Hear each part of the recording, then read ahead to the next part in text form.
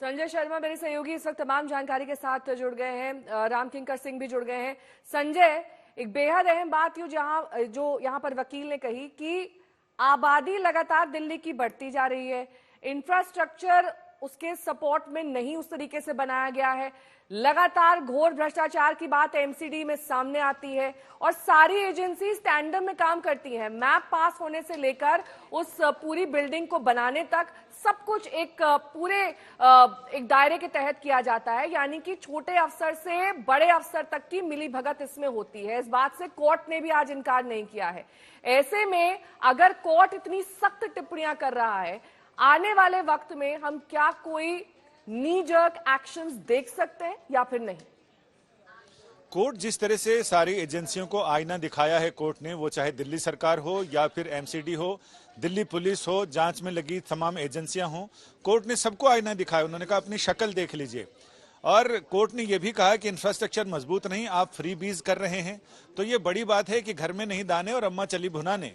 तो कोर्ट ने सीधा सीधा ये कहा कि आपने एमसीडी का मजाक बना रखा है और आपने ये जो सिर्फ कॉस्मेटिक आपने उपाय किए हैं कि नीचे वाले कुछ अफसरों को आपने निलंबित कर दिया, कुछ को आपने हटा दिया है, सर्विस से बर्खास्त कर दिया है, लेकिन बड़े अफसरों का क्या? कोर्ट ने साफ कहा है कि बड़े अफसर कभी निकलते ही नहीं हैं और उन्हें बार बार समय समय पर निकलना चाहिए, सामने आना चाहिए और अपनी चूक के लिए उन्हें ये स्वीकार करना चाहिए कि हाँ उनकी तरफ से गलतियां हुई, लेकिन वो तो एसी कमरों से बाहर निकलते ही नहीं हैं।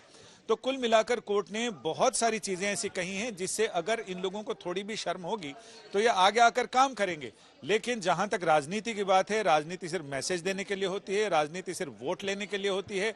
लेकिन वोट लेने वाली राजनीति, जान लेने वाली राजनीति हो जाए तो इस पर कोर्ट ने इनको आईना दिखाया और इनको कहा है कि यहां चीजों को दुरुस्त करने की जरूरत है। और यही वजह है कि कोर्ट ने कहा कि एमसीडी के कमिश्नर पर्सनली यानी व्यक्तिगत रूप से हाजिर हों, कोर्ट में पेश हों। इसके साथ ही दिल्ली पुलिस जो संबंधित जिला है राजेंद्र नगर का, उस जिले के डीसीपी को और साथ ही आईओ को पूरी फाइलों के साथ पूरी तैयारी के साथ आने को कहा है। यानी शुक्रवार को आगे बम्बार्डिंग और होने वाली है जिसमें इन सारे लोगों से सवाल जवाब कोर्ट जवाब मांगेगी और कोर्ट ये पूछेगा कि आखिर उन्होंने अब तक क्या किया है। इसके साथ ही कोर्ट ने सभी एजेंसियों से स्टेटस रिपोर्ट मांगी है कि अब तक क्या किया गया है, आगे के लिए आपकी क्या योजना है, आपकी योजना है भी या नहीं है। चूंकि इतना पुराना इंफ्रास्ट्रक्चर है और आपने अभी तक उसमें कुछ दुरुस्त करने की सोची नहीं है और चीजें जैसे चल रही हैं अपने आप वैसे ही चल रही हैं, आपने अपनी तरफ से उसमें कोई योगदान नहीं दिया है। यानी कोर्ट ने जो चीजें कही हैं और बहुत सारी चीजें हैं जो बिटवीन द लाइंस पढ़ने की हैं, कोर्ट ने सारी चीजें इनको बताई, ये खोलकर नहीं बताई है लेकिन ऐसी चीजें बताई हैं जिससे अगर आप देखें तो फार्मूले की तरफ बोली हैं, समझने को बहुत कुछ है। तब जबकि ये एजेंसियां, ये सरकारें, ये स्थानीय निकाय कुछ समझना चाहें और सिर्फ अगर पॉलिटिक्स करनी है तो फिर पॉलिटिक्स करनी है, फिर तो कोर्ट के कहने का भी कोई मतलब नहीं। लेकिन कोर्ट ने बहुत ही सख्त लहजे में कहा है कि आपने पूरे संस्थानों का मजाक बनाकर रख दिया है। सिर्फ एक दूसरे पर आरोप प्रत्यारोप का दौर चलता है, इस बात का भी जिक्र यहाँ पर कोर्ट ने किया है। राम किंकर सिंह मेरे सहयोगी जुड़े हुए हैं तमाम जानकारी के साथ। राम किंकर, हमने उस दिन भी देखा था जब बुलडोजर एक्शन हो रहा था, एमसीडी के लो लेवल के अधिकारी मौजूद थे, आला अफसर कोई नहीं पहुंचा था वहां। इस बात का संज्ञान आज हाईकोर्ट ने भी लिया। उन्होंने कहा है कि आला अधिकारी जो बड़े अफसर हैं ऐसे मामलों में खुद क्यों नहीं जाते?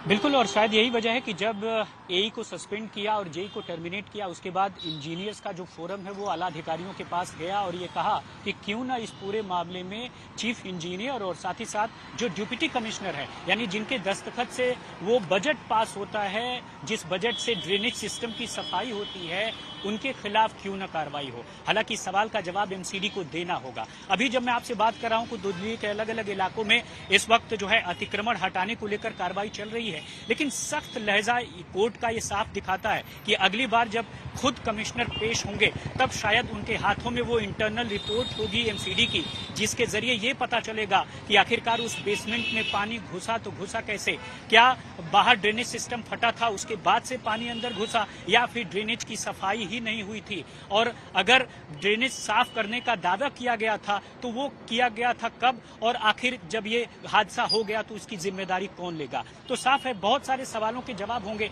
लेकिन ड्रेनेज सिस्टम का खास बात मुझे लगता है कि हाईकोर्ट की टिप्पणी के जरिए एक साफ तौर पर मैसेज गया है कि दिल्ली के ड्रेनेज सिस्टम जो कि दशकों पुराना है, अंग्रेजों के जमाने का है, उस पर सोचने का वक्त आ गया है। और जैसा कोर्ट ने कहा है कि वह इस पूरे मामले में बिल्कुल देखेगी और एक तरह से स्ट्रक्चर भी बताएगी और एक खाका पेश करेगी, और शायद एजेंसियों को इसीलिए उनके मुख्य नुमाइंदों को बुलाया है कि वह एक खाका पेश करें कि आखिर आगे क्या होगा। तो दिल्ली का इंफ्रास्ट्रक्चर, बहुत सारे राज्यों से प्रवासी यहाँ आते हैं, बोझ बहुत ज्यादा है, लेकिन सीवरेज सिस्टम और साथ ही साथ जो पानी का स्टॉर्म वाटर का सिस्टम है वो सब कुछ आज इसलिए चुनौतीपूर्ण हो गया है क्योंकि पॉपुलेशन का काफी दबाव है, लेकिन इंफ्रास्ट्रक्चर के लेवल पर दिल्ली का जो स्थिति है वो राजेंद्र नगर के हादसे ने पूरी तरह से बता दिया। शायद यही वजह है कि हाईकोर्ट को लगा कि अब वो वक्त आ गया है जब साफ तौर पर कुछ न कुछ बहुत सख्त कार्रवाई करने की जरूरत है। और मुझे इसीलिए लगता है कि कभी कमिश्नर को नहीं कहा जाता पेश होने के लिए, लेकिन आज ये दिखाता है,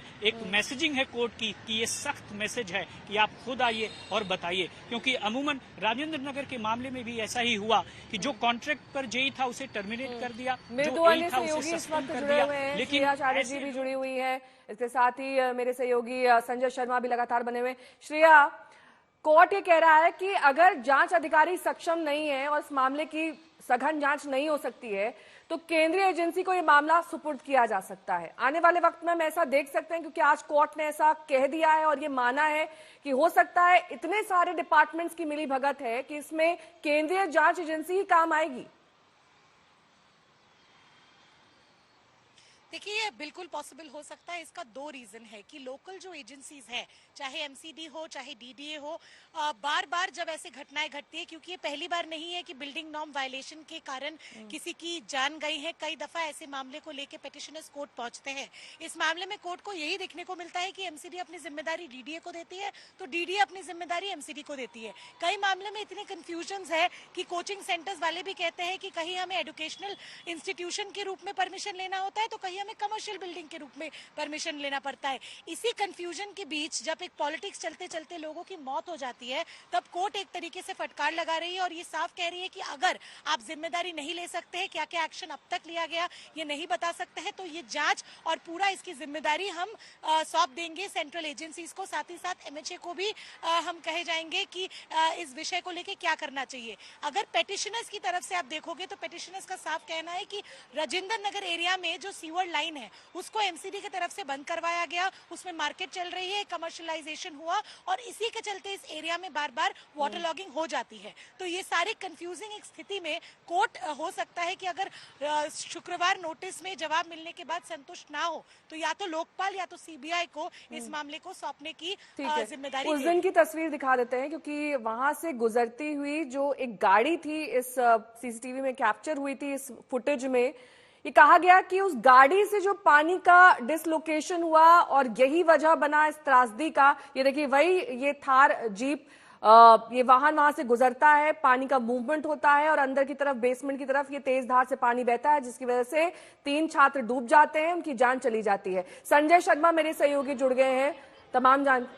संजय, अब कोर्ट ने भी ये मान लिया है कि सिर्फ एक गाड़ी के मूवमेंट से इतना बड़ा हादसा नहीं हो सकता। जाहिर तौर पर आपने वहां जो ड्रेनेज था उससे सिल्ट नहीं हटाई, जिसकी वजह से पानी इस कदर जमा हो गया कि नीचे बेसमेंट में दाखिल होने लगा और आप अपने स्टूडेंट्स की जान नहीं बचा पाए। ये कोर्ट ने भी मान लिया है। आप किसी और के सर ढीकरा मरने का आपने ठेका नहीं ले रखा है, चाहे वो जांच एजेंसियां हो एक दूसरे पर, चाहे वहां से गुजरती हुई गाड़ी हो।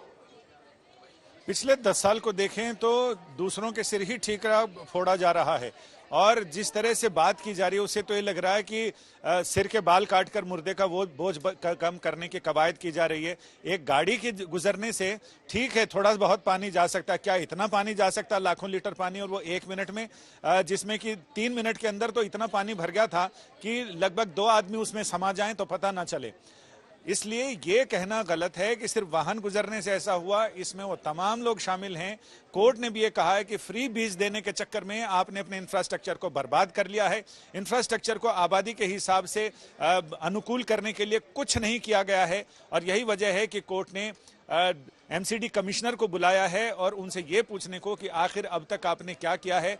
जो एमसीडी की मेयर ये कह रही थी, दिल्ली के मेयर, कि दिल्ली को हमने पूरी तरह से साफ कर लिए हैं, इस बार लोग मानसून का आनंद लेंगे। शैली ओबरॉय को हमने सुना था, शैली कह रही थी कि पूरी तरीके से दिल्ली के ड्रेनेज सिस्टम को साफ कर दिया गया है, डीसिल्टिंग कर दी गई है। इस तरीके से कैसे लगातार पल्ला झाड़ लिया जाता है सिविक एजेंसीज की ओर से, ये साफ हो रहा था। लेकिन आतिशी किस तरीके से लगातार आरोप लगाती आ रही है, सुनिए। दिल्ली के लोगों को और देश के लोगों को ये भरोसा दिलाना चाहती हूं कि जैसे ही पूरी इंक्वायरी रिपोर्ट सामने आएगी और अगर इन अफसरों के अलावा और कोई भी अफसर जिम्मेदार पाया गया जिसकी अपनी ड्यूटी ना करने की वजह से इतनी बड़ी त्रासदी हुई, चाहे वो अफसर एक जूनियर अफसर हो, चाहे वो सीनियर मोस्ट व्यक्ति हो, किसी को भी बख्शा नहीं जाएगा। उन पर सख्त से सख्त कार्रवाई करी जाएगी। संजय सिंह और हर्ष मल्होत्रा, कैसे आरोप प्रत्यारोप का दौर अब इस पूरे कोचिंग इंस्टीट्यूट मामले पर चल रहा है, सुनिए। तो हम तो अपनी रिस्पॉन्सिबिलिटी खुद से फिक्स किए बैठे हैं, दिन रात मेहनत करते हैं, काम करते हैं, लेकिन जो एलजी के साथ मिलकर भाजपा साजिश कर रही है उसका क्या करें? उसके लिए लड़ाई लड़नी पड़ती है, लेकिन लड़ाई लड़के काम केजरीवाल जी ही करा सकते हैं, आम आदमी पार्टी ही करा सकती है। 9 दिन तक वो एलजी के घर में अपने मंत्रियों के साथ धरने पर बैठे रहे। किस लिए बैठे रहे? किस लिए बैठे रहे? मोहल्ला क्लिनिक के लिए, घर घर राशन की डिलीवरी के लिए। तो आप मुझे बताइए, कैसे आप अकाउंटेबिलिटी फिक्स करना चाहते हैं? 3 बच्चे मर जाते हैं और सीएम साहब सरकार जेल से चलाना चाहते हैं। ये जो सीएम साहब की हठधर्मी है, केजरीवाल साहब की, जिसके कारण से इस तरह की ये घटनाएं हो रही हैं। लगातार पानी भरता है, वाटर लॉगिंग हो रही है, लेकिन ये भी नालों की सफाई ठीक से नहीं होती है, सीवर की सफाई ठीक से नहीं होती है। इसके अलावा वहां का जो टोटल एडमिनिस्ट्रेशन है, जिसकी वजह से ये घटना हुई है, इस सब की जिम्मेदारी इनका पॉलिसी पैरालिसिस और non implementation of their duties है, जिसके कारण से चाहे वो आतिशी जी हों, चाहे वो केजरीवाल साहब हों, उनका पार्षद वहीं का है। ये सारी जिम्मेदारी दिल्ली सरकार की है। और सबसे बड़ी बात आप देखिए कि यहाँ पर संजय सिंह जी ये कहते हैं कि एलजी को हटाओ। अरे कूड़ा तो तुम्हें उठाना है, नाली साफ तो तुम्हें करनी है, इसमें एलजी साहब ने क्या करना है?